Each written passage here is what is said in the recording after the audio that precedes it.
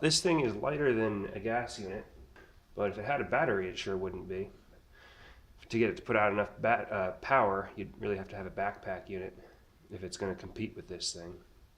This thing's only 120 volts, 10 amps at 120 volts. That's 1200 watts theoretical power consumption, but that is very often different from actual. If it were up to me, I would be using one of those outlets on the upper left of your screen, and I would install a GFCI breaker so that it is safe in a ground fault condition.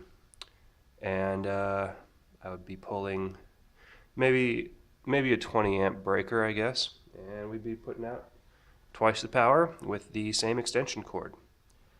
That would be great. There's a lot of room for improvement with these tools. There's a lot of developments going on in the electric motor industry.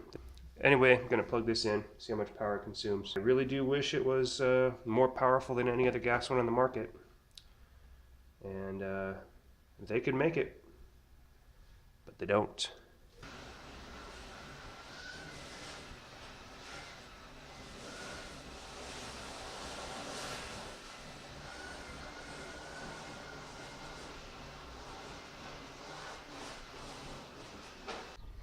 That was 9 by 14 feet, which is somewhere around 130 square feet in that amount of time that was knocked down.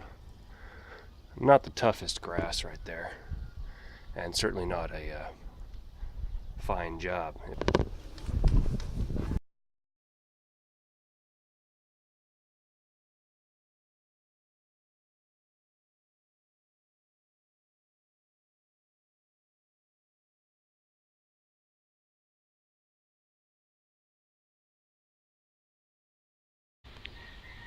So if you've got a bunch of rocks in your dirt or granite slabs with like razor sharp edges that you're just blasting your tool into, then eventually this nub on the bottom is going to wear out.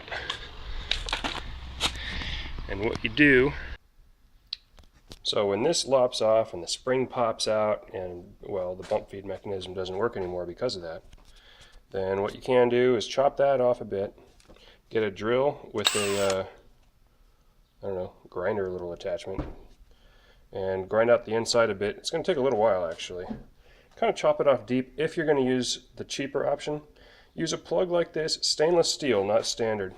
I didn't go out to the shed to get a proper one, but the stainless one, the cheaper ones are going to be hollow on the inside. You're going to want the hollowness so the spring can, you want to make sure the spring can kind of go that deep or so.